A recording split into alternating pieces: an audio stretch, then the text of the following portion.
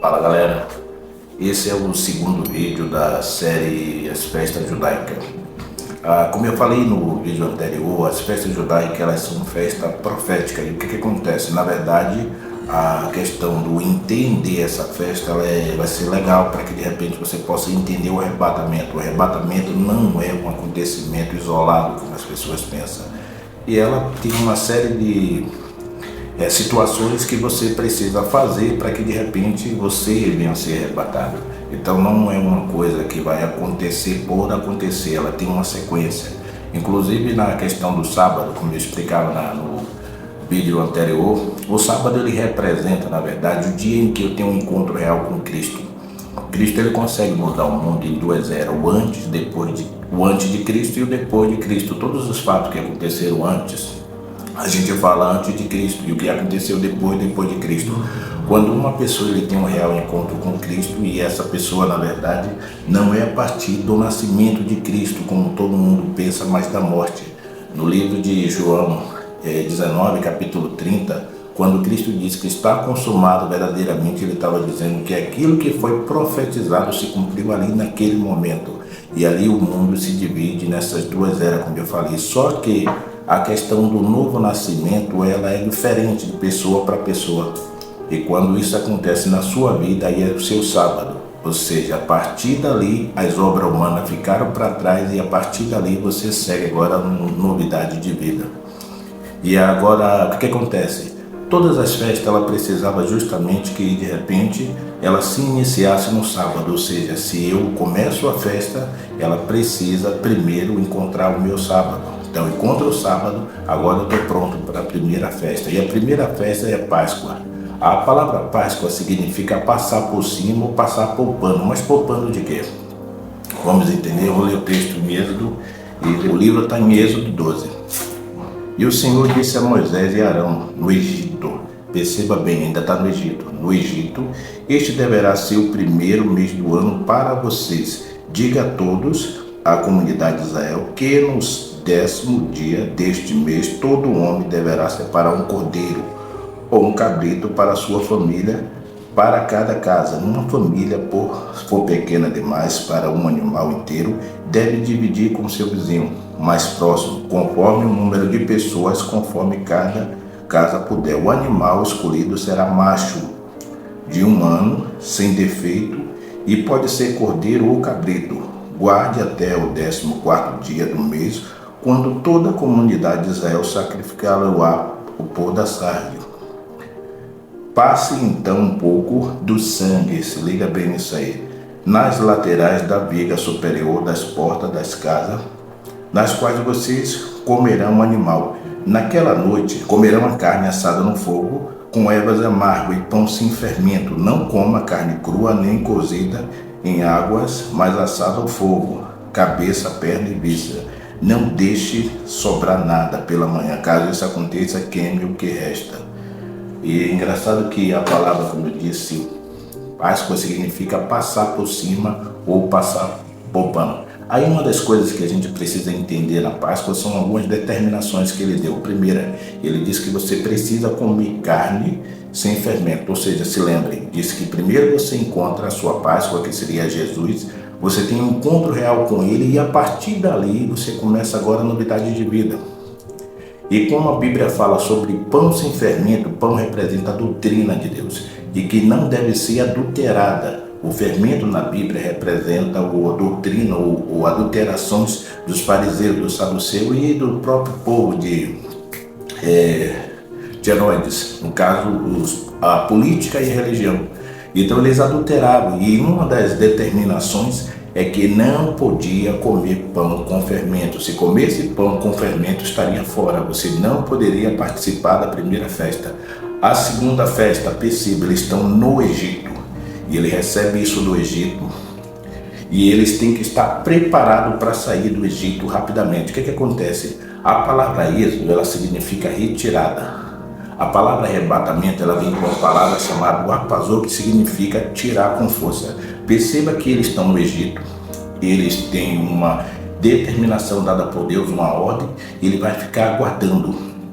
Só que antes disso, de noite, segundo a Bíblia, eles precisam primeiro sacrificar o cordeiro, que esse cordeiro representa Cristo. João Batista identifica ele. E aí você tem que comer toda a carne do cordeiro. Aí comer a carne do cordeiro é comer todo o ensinamento, não deixar nada de fora. Como assim? Por exemplo, existem pessoas que, por exemplo, às vezes eles reclamam sobre a questão de eu devo guardar o sábado. Beleza, você quer guardar o sábado? Tá bom. Beleza, agora faz o seguinte, a Bíblia também diz que você tem que circuncidar. Se você quer guardar todo o mandamento, o velho mandamento, você guarda ele. Mas faz como era feito no passado. Você continua a sacrificar os animais como era feito, porque na verdade o que Cristo veio, como algumas pessoas pensam de forma equivocada, ele não veio anular a lei. Ele veio viver a lei, mas viver de que forma? Da forma que deveria ser vivido e não como os homens estavam vivendo. Então ele traz agora o seu conhecimento, o seu conceito, escolhe 12 homens. E agora ele vai ensinar isso para esses 12 homens.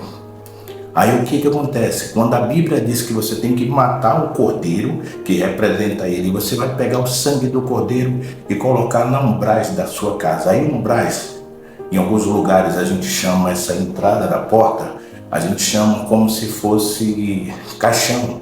Alguns lugares de aduela e outros lugares de contramarco, é mais ou menos isso. Esse contramarco, a entrada, e você vai colocar na parte de cima o sangue. Só que na minha vida, aqui é minha porta. A porta de entrada representa o meu ouvido. É aqui que o conhecimento entra. Como o próprio Deus ele fala no livro de Apocalipse 3, capítulo 20. Eis que estou à porta e bato. Se alguém abrir e ouvir minha voz, entrarei, cearei com ele e ele comigo. E a palavra sangue, na Bíblia, a Bíblia diz que cada animal, o sangue do animal é a sua vida. Então o sangue de Jesus, ele representa o ensino dele. Ele mesmo diz, porque minhas palavras são espírito e vida. A palavra dele representa o sangue dele. E aí quando esse sangue é colocado aqui no meu coração, através do meu ouvido, o que acontece? Qualquer falso ensino vem e ele não consegue entrar, porque na verdade é isso, era o anjo da morte. Enquanto que Jesus representa o anjo da vida. Ele diz, eu sou o caminho, a verdade e a vida. Ninguém vê um Pai se não for por mim. Então na Páscoa, todas as vezes que o anjo da morte ele viesse e ele tentasse entrar no lugar onde foi colocado o sangue do cordeiro, com certeza ele não ia entrar. No livro de Mateus, eu vou ler para vocês, 9, capítulo 17, tem um texto que talvez a galera já falou muitas vezes, mas talvez você não entenda. E eu vou mostrar para vocês hoje sobre ele. Vou ler a partir do 16, 9:16. Ninguém põe remendo de pano novo em roupa velha, pois o remendo forçará a roupa, tornando o pior o rasgo. Nem se põe vinho novo em vasilha de couro velha. Se fizer, a vasilha arrebentará e o vinho se derramará, e o vinho se estragará. Ao contrário, põe-se vinho novo em vasilha de couro nova, e ambos se conservarão. Em algumas traduções está escrito que é odre. Na verdade, o que ele está dizendo é o seguinte, que o odre representa a minha mente. E ele está dizendo, não se põe vinho velho em mente nova. Ou seja, se você já foi uma pessoa que já foi realmente batizada no Espírito, quando você é batizado no Espírito, o entendimento de Deus ele desce sobre sua cabeça. Então, se você já foi batizado no Espírito, não adianta, ninguém vai conseguir colocar ensinos velhos, ensinos ultrapassados na sua mente, porque você vai estudar a Escritura Sagrada e você vai conhecer, sabe que aquilo não deve se aplicar. Ninguém vai conseguir colocar na sua mente aquilo que de repente não condiz com a palavra. Então o vinho aqui representa a doutrina de Cristo. Por isso que ele vai fazer o bom vinho, ou seja, o vinho novo. É ele que traz. Só que esse vinho novo, o ensino dele, só cabe na cabeça de quem tem o espírito renovado, ou seja, nova criatura. Aí você põe o vinho novo, velha criatura, vinho velho. Ele diz, não tem como você colocar. Se você colocar na cabeça dele, vai ter confusão. Ele vai se arrebentar, ele não vai conseguir. Outra situação que ele falou sobre a questão das vestes, no livro de Apocalipse 19, capítulo 8, a Bíblia ensina, ele foi dado de vestir veste nova, ele explica que suas vestes são atos de justiça. Na época de Cristo, você percebe que os fariseus, os saduceus, eles estavam tentando chegar até Deus através da sua justiça própria. E a Bíblia ensina que a justiça do homem é como um trapo de imundície para Deus. É por isso que Jesus, em uma determinada situação, ele está ensinando e de repente ele conta uma parábola de uma festa que ia ter, e de repente era a festa do filho de um rei, e que o rei manda que seus servos saíssem e convidassem as pessoas, e muitas dessas pessoas não puderam ir, e que de repente está tendo a festa e tem um homem que está lá sem as suas vestes. E ele é chamado e colocado para fora. Por quê? Porque as vestes representam atos de justiça. Quando a igreja não está praticando ato de justiça, ela está nua diante de Deus. Ou seja, as vestes são inadequadas para que você participe da festa do Cordeiro. Então, é necessário que as pessoas entendam que sem essa veste você jamais vai conseguir estar na presença de Deus. Faz todo sentido. Agora volta lá para você entender. Primeira coisa que você entendeu é que a palavra êxodo significa retirado, saída. Você está saindo do Egito. O Egito significa todo o sistema que foi montado pelos homens. Tanto é que você vai ver que lá no Egito as pessoas trabalhavam, carregavam carga extremamente pesada para quê? Para manter a riqueza do faraó.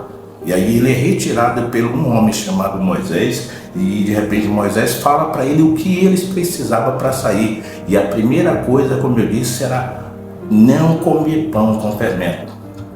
Primeira coisa. Segunda coisa, colocar na umbrais o sangue do cordeiro.